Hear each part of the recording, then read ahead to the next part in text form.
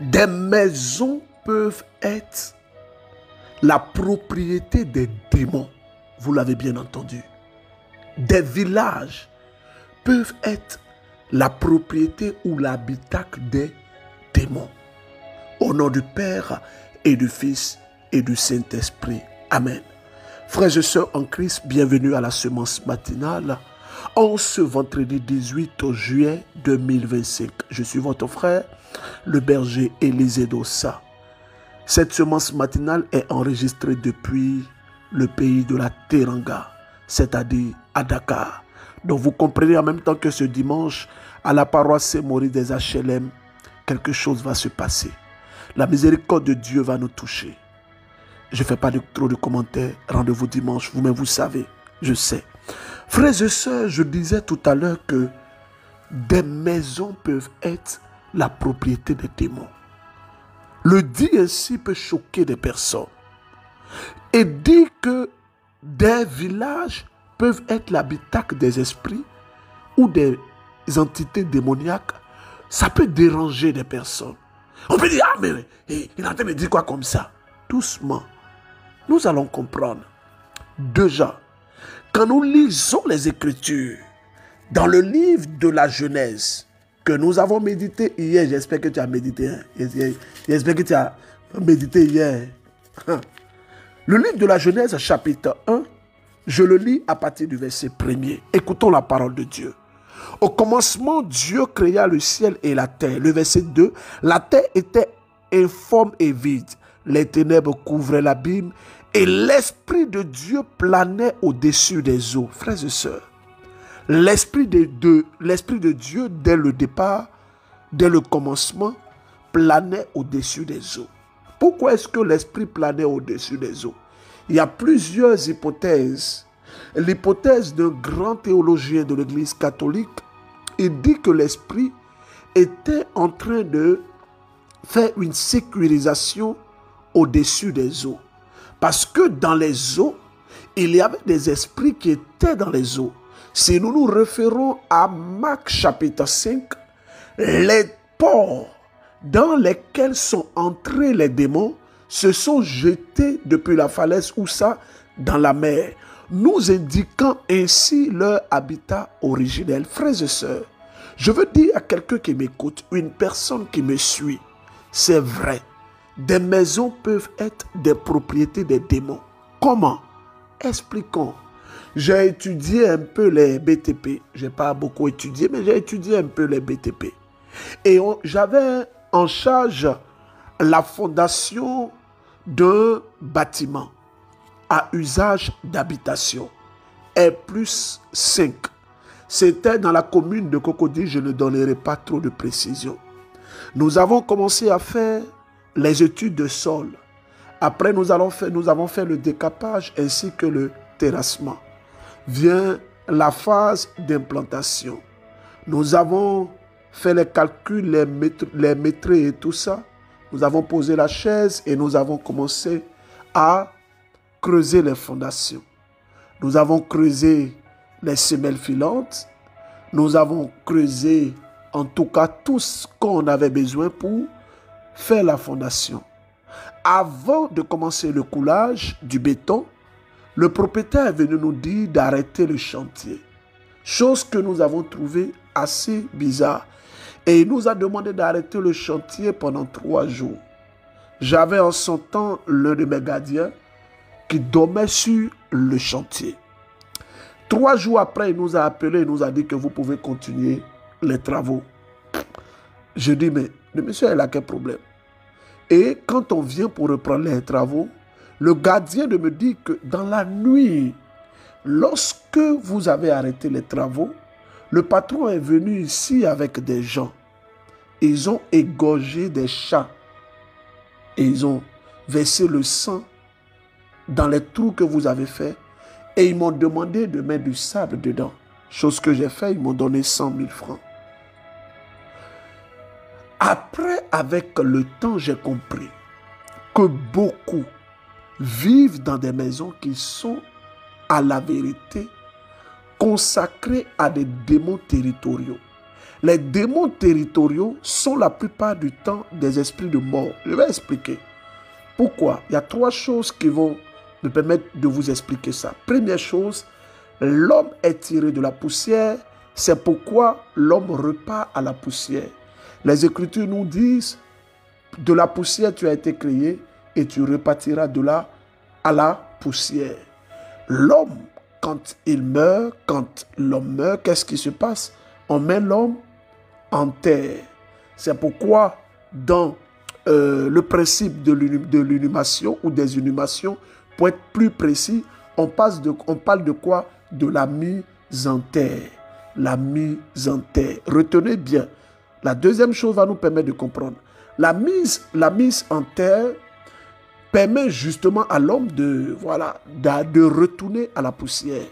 Vous vous rappelez que quand on fait des libations sur le sol, qui on invoque? On n'invoque jamais les vivants. On invoque plutôt qui? Les morts. Deuxième chose. On va en terre et les libations, on invoque quoi? Les morts. Troisième chose, la plupart des rituels qui sont faits pour consacrer des territoires donnés, les esprits de mort ou les esprits territoriaux, si vous voulez, réclament quoi? Du sang. Ils réclament le sang. Or, les Saintes Écritures nous disent que la vie de l'homme se trouve dans son sang.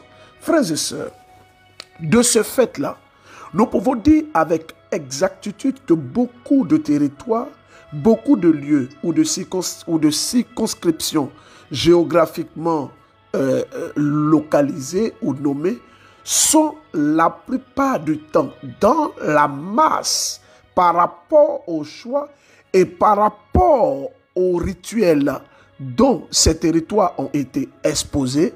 Ces territoires deviennent alors des territoires infestés. Infestés par quoi? Par des esprits ou par des morts qu'on a appelés via des libations, via des rituels moyennant le sang. Et qu'est-ce qui se passe? Lorsqu'on appelle ces esprits ou ces entités, qu'est-ce qu'ils font? Des esprits de mort, ils prennent la propriété, pour être plus précis, comme étant leur propriété. C'est pourquoi leur nomination est assemblée au territoire. Donc, nous pouvons dire de ce fait-là les esprits territoriaux. C'est-à-dire que quand ils viennent, là où ils ont été invoqués, là où ils ont été appelés, ou en griffe si vous le voulez, là où ils ont été appelés depuis le séjour des morts, ce lieu-là devient alors ce qu'on peut appeler, je vous ai dit hier, l'autel, qui est différent de l'autel qu'on écrit avec H-O-T-E-L, mais l'autel ici c'est plutôt A-U-T-E-L.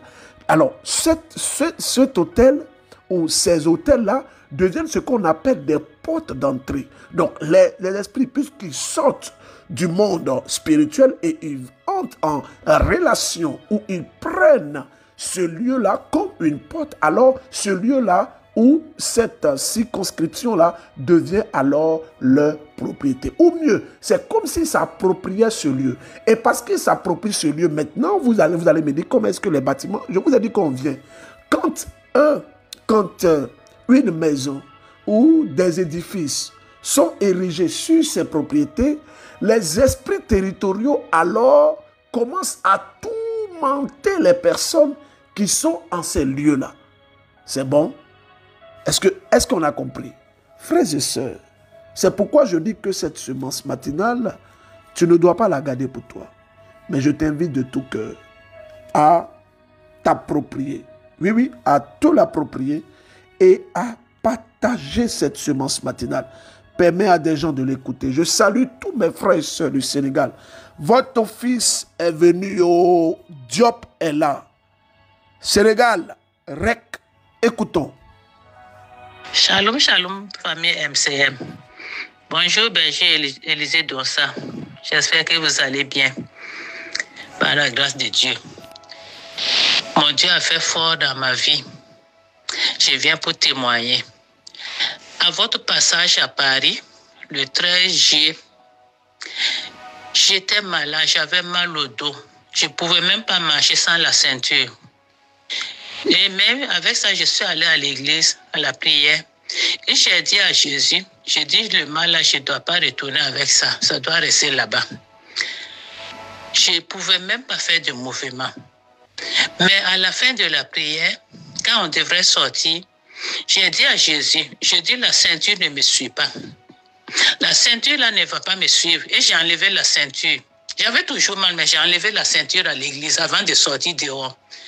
Et quand je suis sortie, j'ai descendu les escaliers sans rien sentir. Je dis, c'est pas vrai. Je prends le tram avec les secousses, rien. Jusqu'à présent, rien. Mon Dieu, le Dieu est fort. Jésus est fort, il est merveilleux. Je viens dire merci. Aidez-moi à dire merci à Jésus. Merci Seigneur. Merci pour tes bienfaits dans ma vie. Merci, merci. Tu as commencé et tu vas accomplir. Au nom de Jésus-Christ, je te dis merci Seigneur Jésus. J'ai témoigné. Shalom.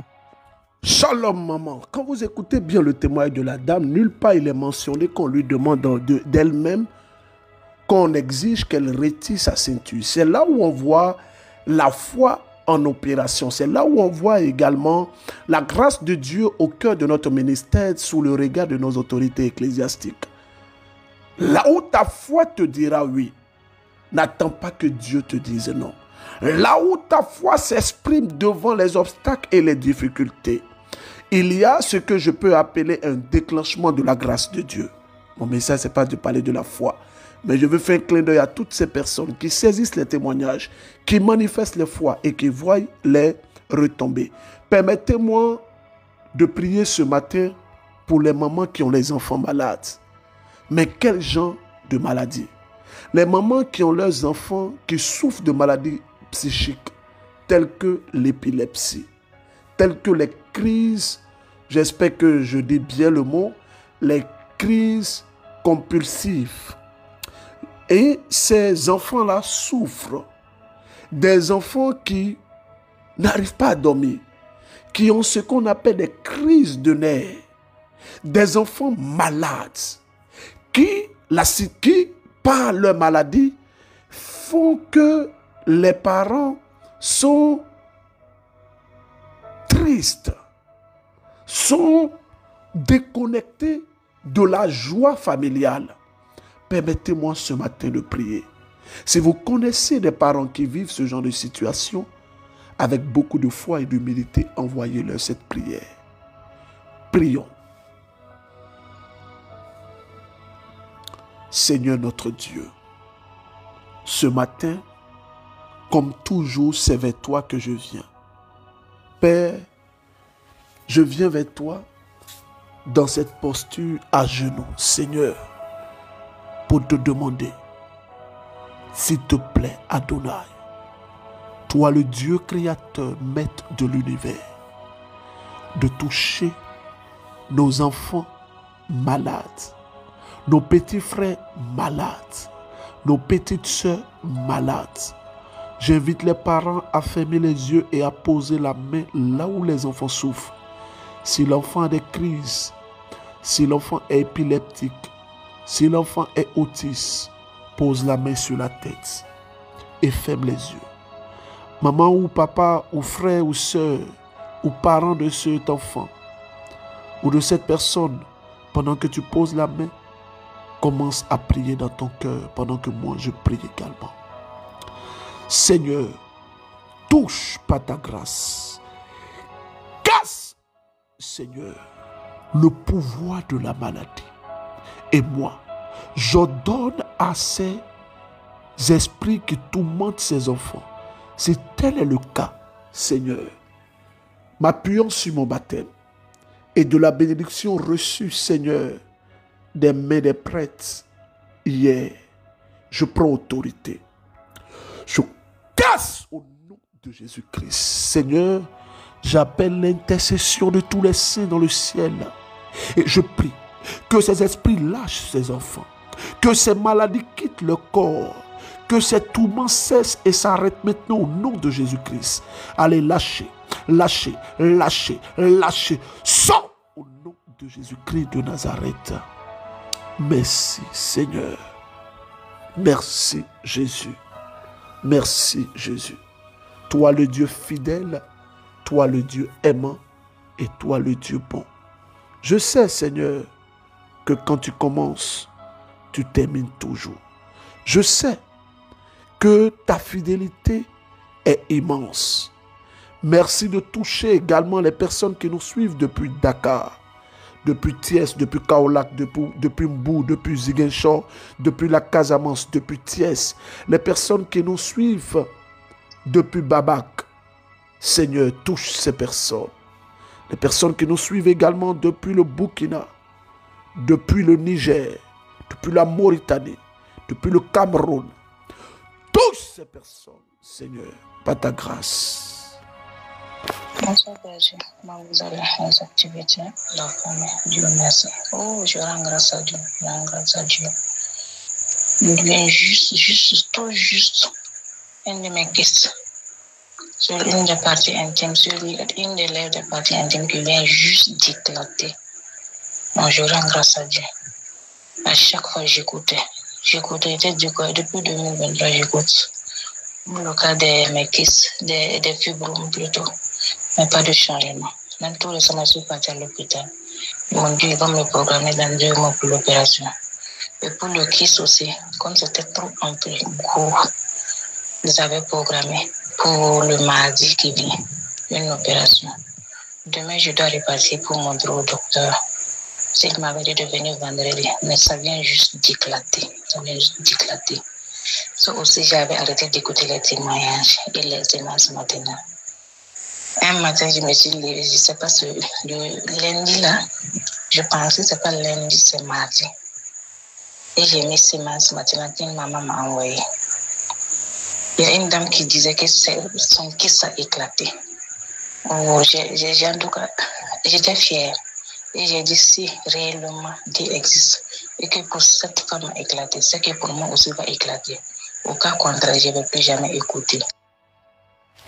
Ha, ma soeur, ce que je peux te dire, c'est que Dieu n'est pas quelque part à nos ordres, non. Dieu, il est Dieu. Il fait grâce à qui il veut, quand il veut et où il veut. Mais c'est la foi qui permet à Dieu d'agir et de toucher des personnes. Et les Saintes Écritures nous disent que Dieu fait toutes choses bonnes en son temps. Il est capable d'agir de façon instantanée dans ta vie, mais il est capable également de prendre du temps dans ta vie. Je dis merci à Jésus pour la vie de toutes ces personnes. Permettez-moi de continuer mon message.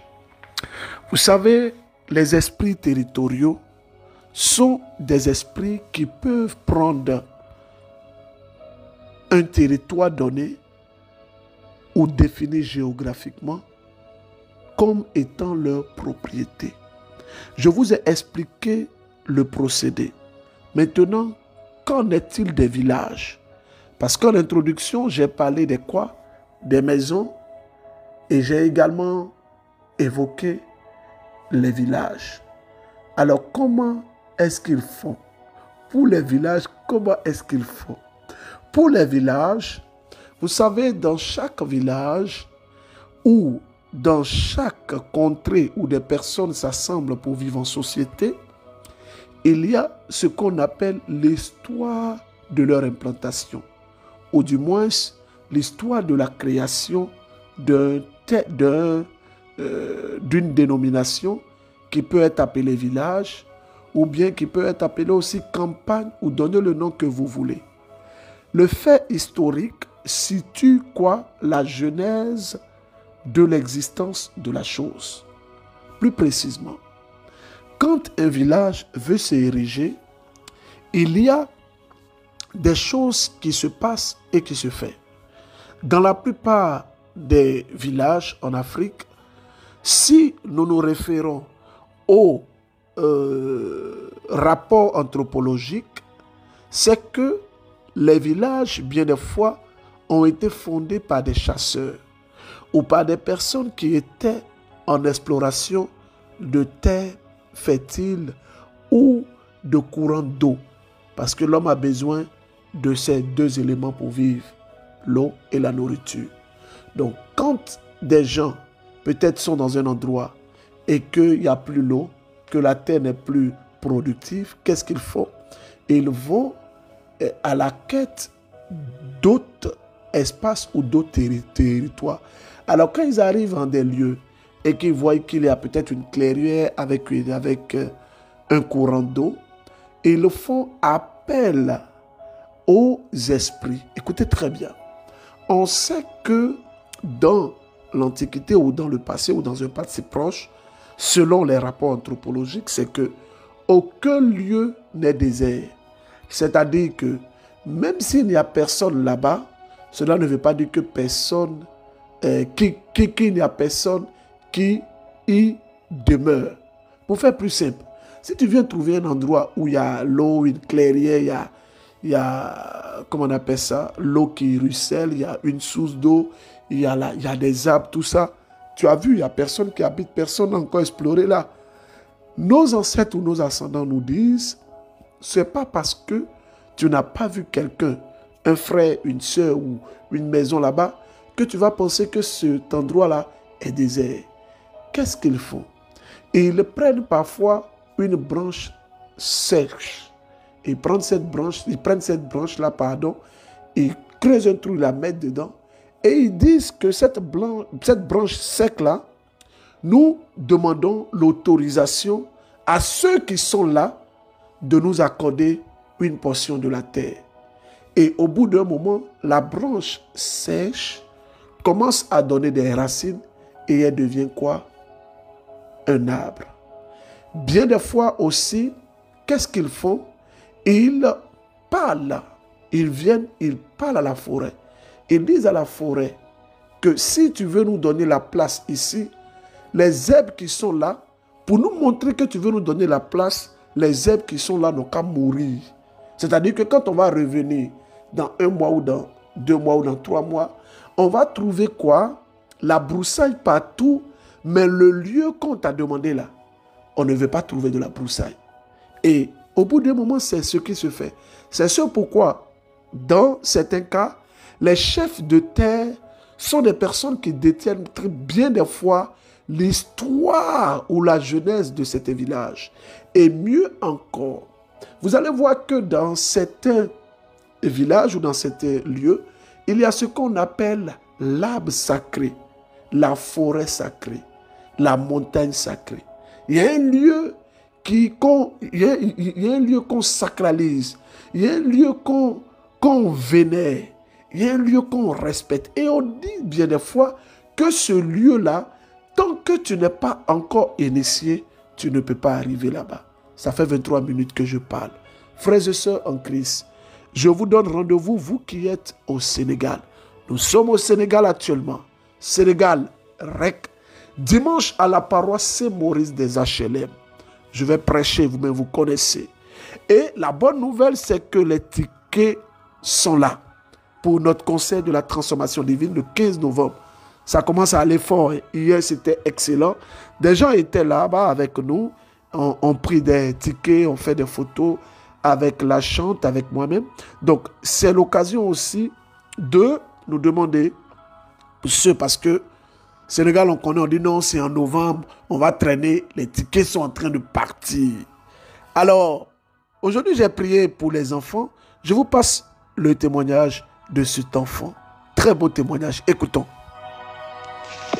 Shalom, papa Élisée. Je suis un enfant de 12 ans et j'aimerais témoigner à propos de la prière inspirée. Au premier trimestre, j'avais 15 de moyenne et notre maman nous a imposé la prière inspirée chaque matin avant d'aller à l'école.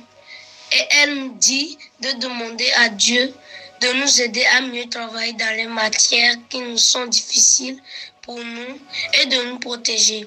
Papa, je vous assure, avec 15, je suis passé à 16 le deuxième trimestre et le troisième trimestre, j'ai eu 17 comme moyenne. Et mon frère, lui, est passé de 16, 17 à 18 de moyenne. Et nous rendons grâce à Dieu. Merci Seigneur. Ah, merci bébé. 12 ans qui s'exprime comme ça. Papa, je vous assure. Ça, c'est pas futur ministre qui est là comme ça. Ah, vraiment, vraiment, vraiment, bébé, que Dieu te bénisse, mon champion.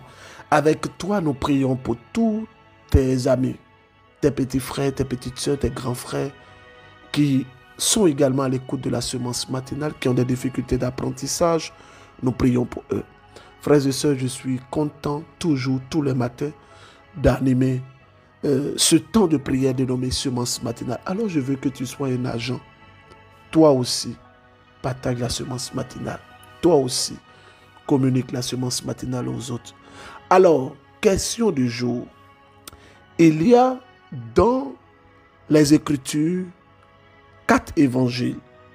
Les 4 évangiles, il y a 3 évangiles qu'on appelle les évangiles, comment? Dis quoi maman? Dis quoi? Bon, les évangiles disent si. Bon, j'attends les réponses. Donc, vous mettez la réponse et vous donnez la définition de ce que le dit si là veut dire. Donc, vous complétez. Je vous ai donné des éléments de réponse. Et aujourd'hui, je souhaite que nous puissions méditer le livre de Jean en son chapitre 10 et chapitre 11. Méditons, s'il vous plaît. On donne les tests et là, tu ne médites pas.